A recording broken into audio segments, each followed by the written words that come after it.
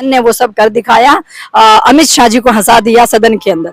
अभी मैंने देखा है कि वीडियो हुआ है, 2 दिन पुराना ही वीडियो है, राहुल गांधी जी इधर उधर की को बातें कर रहे हैं और उनकी बातों के ऊपर सबसे ज्यादा लुत्फ जो है वो मजा प्रियंका गांधी ही ले रही हैं। उनकी सोशल मीडिया पे इतनी अधिक वीडियो वायरल हो रही है कि राहुल गांधी इधर उधर की को बात कर रही है, किसी को भी नहीं समझ आ रही और प्रियंका गांधी खिल्ली उड़ा रही है, वो खुद हंस रही है अपने भाई के ऊपर।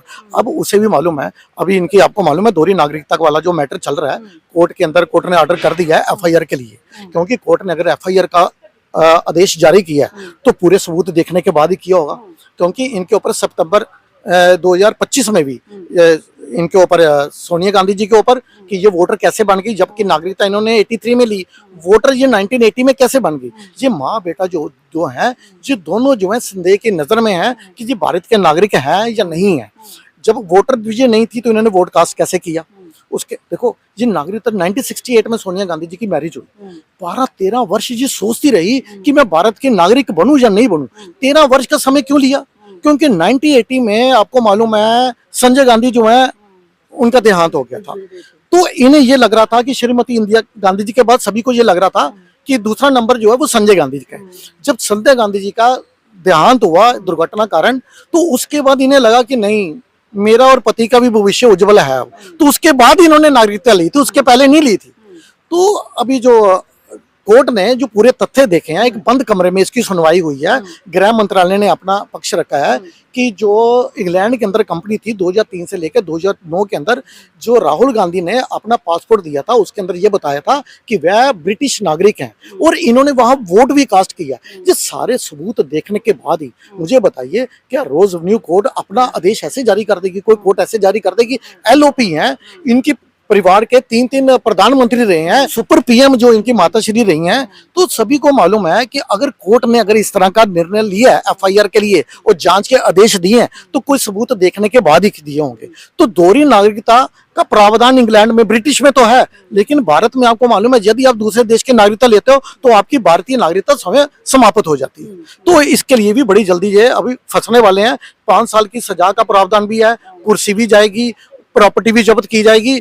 जो जितनी लीगल एक्शन है जो दोबारा इनको सड़क पर ही लेकर आएंगे। सुपर PM वो रही उसी दोहरी नागरिकता के दौरान, MP राहुल जी चले आ रहे हैं दोहरी नागरिकता के दौरान। तो मेरे देश का तंत्र क्या इतना लचीला है, इतना ढीला ढाला है कि लोग बाग ये सब जिसको कहते हैं कि हाँ उम्र चली जाती है, लोग बाग खत्म हो जाते तब जाके जो है ना रिजल्ट आता है। देखो मेरा अपना जो मानना है, मेरे जो विचार है, मुझे तो यही लग रहा है जैसे बीजेपी बोलती है राहुल गांधी हमारे स्टार प्रचारक है, बीजेपी खुद ही रिलक्टेंट है कोई एक्शन लेने के लिए। वो खुद ही धीमा दामा रवैया अपना रहे हैं। नहीं तो केजरीवाल जी ने क्या बोला था कि इतने स्टार प्रचारक बीजेपी को चाहिए, इसलिए इस मुद्दे को अभी तक नहीं निकाला था, उनको आराम से काम करने दिया जा रहा था। और अब ये स्टार प्रचारक जो है ना ये अब देश विरोधी बन चुके हैं, देश विरोधी ताकतों की हाथों की कठपुतली बन चुके हैं। अब बीजेपी जो है वो देर आई दुरुस्त आई। अब बीजेपी ने फैसला लिया, जब तक ये मोदी जी के ऊपर आरोप लगा रहे तब तक तो बीजेपी वाले कह रहे थे हमारे स्टार प्रचारक है, हमारे वोटों की संख्या बढ़ रही है, कोई दिक्कत नहीं। लेकिन अब ये देश विरोधी बातें करते हैं,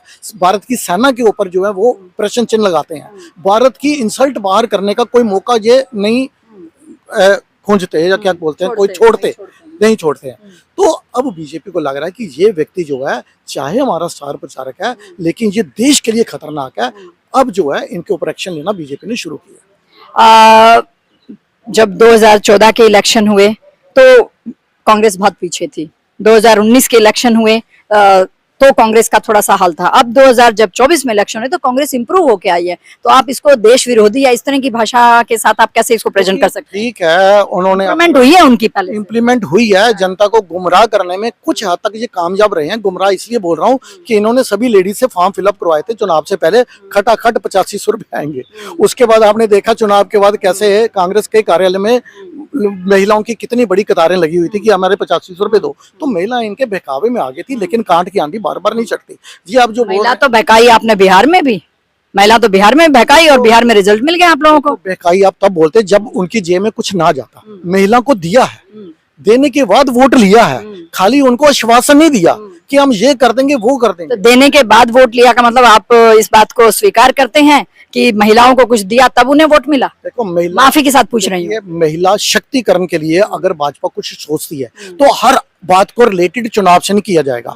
अगर आप ये समझते हैं चुनाव से पहले ही ये 10,000 रुपए देना, तो ठीक है, बीजेपी भी एक पॉलिटिकल पार्टी है, कोई एनजीओ तो नहीं चला रही, वो भी पॉलिटिकल पार्टी है, वो भी चुनाव जीतने के लिए कोई रणनीति बनाएगी। खाली केजरीवाल थोड़ी ना बनाएंगे कि मैं ये फ्री कर दूंगा वो फ्री कर दूंगा।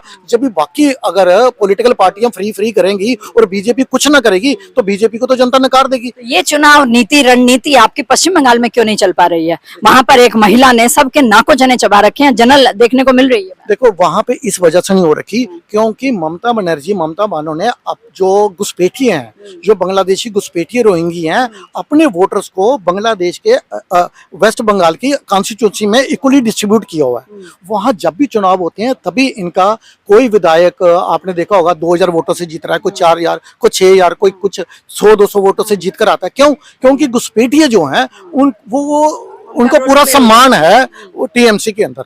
अब जो है जो नया आपने देखा ये काम केजरीवाल जी ने भी तो दिल्ली में किया ही था। केजरीवाल जी ने किया था, उसके बाद आपने देखा चुनाव से पहले इनको निकालने की प्रक्रिया ही बीजेपी ने शुरू की और उसी से सबक लेते हुए ही टीएमसी को वहां पे सबक सिखाने की कोशिश कर रही है एसआईआर जो। लेकिन कहीं रिजल्ट तो नहीं नजर आ रहा ना, देख तो रहे हैं सबके पसीने छूटे हुए हैं। देखो क्यों नहीं नजर आ रहा, ये जो कांग्रेस पार्टी है इनका रिजल्ट पहले कौन सा अच्छा था मुझे बताइए। 58 वर्ष से तमिलनाडु में कांग्रेस की सरकार नहीं है, 48 वर्ष से पश्चिम बंगाल में नहीं है, 40 वर्ष से ये बिहार में नहीं है, 36 वर्षों से ये यूपी में नहीं है, तो तब क्या मोदी जी थे? ये चोर वोट चोर गद्दी छोड़कर जो नारा लगा रहे हैं, तो इनकी सरकार 15 साल से सीएम शीला दीक्षित भी तो दिल्ली में बैठी थी। देखो शीला दीक्षित के बारे में अगर मैं न्यूट्रल होकर बोलूं तो शीला दीक्षित ने जो कार्य किए वो सराहनीय कार्य थे। दिल्ली अगर सरवाइव कर रही है तो वो शीला दीक्षित के कार्य। देखो उस समय बड़े बड़े फ्लाईओवर भी बने, दिल्ली को ग्रीन सिटी का जो अवार्ड मिला वो शीला दीक्षित के टाइम पे मिला। तो उस समय हरियाणा में भजन लाल जी, भूपेंद्र हुड्डा जी ने भी बहुत काम किए थे। देखो वो वहां की जनता ने दिखा दिया कि किसने कितने अच्छे काम किए थे। अगर वो शीला दीक्षित आज भी रहती तो मुझे मालूम है कि आम आदमी पार्टी जो है जो ये कहते थे कि शीला कौन है, एक कट्टर ईमानदार है, एक तरफ बेईमान है, कहते आपने देखा बसेस के पीछे, 3 व्हीलर्स के पीछे जो बैनर लगाते थे, उसके बाद कोई एक्शन नहीं इन्होंने। ये कहते थे जन लोकपाल बिल के लिए लेने आए थे ये पार्टी, ये कट्टर ईमानदार पार्टी आई किस लिए थी? ये कांग्रेस पार्टी को पानी पी पी कर कोसते रहे 2012 और 13 में। वो फिर 27 दिसंबर 2013 में ये उसी के समर्थन से पहली बार दिल्ली के मुख्यमंत्री बने। तो उसी समय समझ आ गई थी जी कितना बड़ा नौटंकी लाल है। क्यों